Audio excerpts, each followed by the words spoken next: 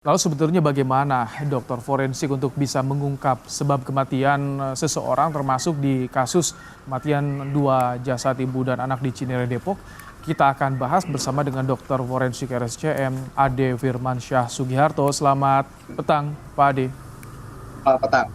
Baik, Pak Ade dari tim forensik sebetulnya bagaimana nanti mekanismenya untuk mengetahui sebab kematian seseorang untuk mengambil kasus tewasnya dua jenazah di Cinere ini? Ya, yang pertama tentunya kita harus lihat dulu bagaimana kondisi korban ya. Derajat pembusukannya sudah sampai sejauh apa. Selanjutnya ini bisa menimbulkan beberapa kesulitan dalam artian beberapa material biologis seperti darah ataupun urin mungkin sudah tidak bisa sulit untuk kita periksa. Di situ kita perlu lakukan pemeriksaan yang secara mendalam dengan untuk mencari pertama adalah identifikasi, tanda-tanda identifikasi dari almarhum, dan yang kedua kita mencari adanya bukti-bukti atau tanda-tanda kekerasan, baik itu kekerasan fisik ataupun kekerasan secara kimia. Kekerasan fisik bisa kita lihat dari tubuh bagian luar ya, seperti tadi mungkin sudah dijelaskan oleh Dr. Heri dengan crime light ya, dengan alternate light source kita bisa melihat dengan panjang gelombang tertentu apakah memang ada tanda-tanda kekerasan di sana, apakah ada bercak darah, dan terutama juga pada bagian-bagian bila jenazah sudah mengalami penulangan atau skeletonisasi, kita perlu melihat lebih detail dari gambaran-gambaran di tulang belulangnya. Apakah ada mikrotrauma di sana? Itu yang harus kita cari. Oke. Selanjutnya tentu pada sisa-sisa material biologis seperti organ-organ tubuh yang masih bisa kita identifikasi perlu kita lanjutkan lebih jauh dengan pemeriksaan histopatologi forensik. Kalau ini ada komunikasi terakhir di tanggal 27 Juli, sebulan lebih artinya. Eh, Satpam juga bilang terakhir itu sebulan lebih tidak bertemu. Dengan kondisi seperti itu apakah menyulitkan untuk mengetahui sebab kematian korban? Ya, tentunya begitu jenazah itu mengalami pembusukan, sel-sel tubuh rusak ya, autolisis ya, apalagi atau dengan pengaruh-pengaruh yang lainnya, atau pengaruh juga hewan-hewan pengerat, itu tentunya akan menyulitkan dalam menentukan sebab kematian. Dan tentunya menyulitkan dalam melihat apakah apabila ada yang kita curigai sebagai luka, apakah itu suatu luka yang intravital atau yang terjadi pada saat orang itu masih hidup, atau luka yang postmortem, atau luka yang terjadi setelah meninggal ketika mungkin akibat hewan pengerat atau akibat hal-hal lainnya. Nah, ini yang akan menyulitkan ketika jenazah itu sudah begitu lama. Kalau memang dia dari sudah sebulan lebih ya, maka gambarannya pasti pembusukannya sudah lanjut. Nah, tergantung dari kondisi di ruangan tersebut atau di TKP tempat ditemukannya, suhunya bagaimana, apakah cukup panas, maka akan bisa menimbulkan gambaran mumifikasi, atau mungkin dengan adanya hewan-hewan pengerat yang lainnya, mungkin tikus dan sebagainya, bisa mengakibatkan beberapa jaringan itu pasti bisa hilang, Oke. termasuk tulang-tulang yang kecil juga bisa hilang. Nah, itu yang akan cukup menyulitkan. Ini ada temuan cairan, tapi belum diungkap cairan jenis apa dan dampaknya seperti apa. Ini bisa jadi pintu masuk bagi forensik untuk memeriksa toksologi atau racun di dalam tubuhnya.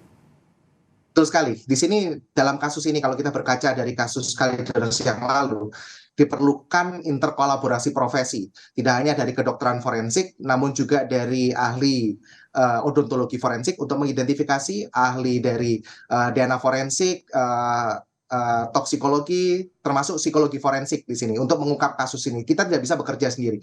Dan mengunjungi TKP untuk mencari bukti-bukti baru juga bisa kita lakukan secara terus-menerus. Tidak hanya satu kali, mungkin 2 kali atau 3 kali, karena selalu ada hal-hal yang baru di sini. Seperti yang lalu pun kita temukan adanya cairan yang ada di dalam botol itu juga setelah kunjungan di TKP yang kedua kalinya. Setelah dari itu hasil cairan itu yang ada di TKP ternyata teridentifikasi ada zat tertentu, dan itu kemudian kita cross check kembali di dalam di tubuh jenazahnya. Apakah memang betul ada kelainan-kelainan yang dipengaruhi atau membutuhkan zat tersebut seperti itu. Berarti sama kayak tadi disinggung juga soal kasus Kalideres ya, Dok. Itu Betul. sama treatmentnya untuk mengungkap sebab kematian korban ini, sama treatmentnya untuk melihat racun dalam tubuhnya sama juga teknik-tekniknya atau step by step-nya? Betul sekali. Saya rasa kasus Kalideres itu menjadi satu tolok ukur yang baik ya, atau menjadi benchmark yang baik bagaimana kita mengungkapkan kasus ini. Tidak hanya dari sisi sebab kematiannya, namun juga faktor-faktor lain yang berpengaruh di dalam kejadian kematian itu sendiri. Apakah memang ada keterlibatan orang lain, apakah ada keterlibatan pihak lain, atau juga bahkan sampai melihat dari psikologi forensik bagaimana profil psikis dari orang tersebut sehingga akhirnya cocok match dengan gambaran perkiraan waktu kematian dari jenazahnya. Bentuk Kalau beda kolaborasi waktu profesi seperti kematian, ini. Dok, kalau beda waktu kematian kan ada 2 korban. Siapa yang lebih dulu itu bisa diketahui juga oleh tim forensik. Ya, tentu itu yang menjadi fokus pemeriksaan. Derajat pembusukan dari kedua jenazah, kalau dari Depok ini ada 2 ya jenazahnya ya, ibu dan anak. Itu harus kita ketahui derajat pembusukannya apakah sama atau berbeda. Seperti kalau kemarin kita berkaca di kasus Kalideres itu ada derajat pembusukannya berbeda-beda dari keempatnya. Dan ternyata begitu kita diskusikan dengan sejawat dari psikolog forensik, ternyata akan match dengan profil psikologi dari masing-masing. Nah, ini justru kalau misalnya derajat pembusukannya ada yang sama bersamaan, nah ini justru menjadi pertanyaan buat kami, buat kita. Kenapa kok bisa bersama-sama? Lazimnya apakah ada keterlibatan orang lain atau memang Oke.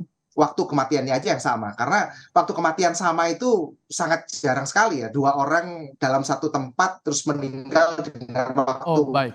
kematian yang sama. Dok, ini ada beberapa barang bukti yang ditemukan tadi, cairan, ada file juga curhatan. Kalau tadi disinggung soal profil psikologi, profil kesehatan. Menurut Anda sebagai tim forensik ini yang menarik dari bukti tersebut apa yang harus didalami sebetulnya mereka untuk didalami untuk mengetahui sebab kematian? Baik, untuk mengetahui sebab kematian tentunya pertama dari tubuh jenazah kita harus lihat dulu apakah ada kelainan-kelainan organ atau penyakit-penyakit penyerta yang itu bisa nanti mungkin masih bisa dicari atau mungkin juga tidak dari hasil histopatologi forensik. Kemudian dari file atau semua material yang ada di TKP, cairan, kandungannya apa? Kemudian kandungan itu apakah memang berkontribusi terhadap kematian atau tidak? Nah, itu match-nya di sana nanti ahli dari toksikologi forensik dengan kedokteran forensik. Nanti kita saling mengisi apakah betul ada ada kandungan di dalam file itu bersifat sebagai racun atau dia Baik, sebetulnya hanya obat. baik, Kemudian obat itu bisa memang betul ada di dalam tubuh jenazahnya. Kita baik. lihat lagi dari histopatologi forensiknya. Terima kasih Dr. Forensik RSCM Ade Firmansyah telah menyampaikan bagaimana soal analisanya terkait dengan kasus kematian ibu dan anak di Cinere, Depok, Jawa Barat.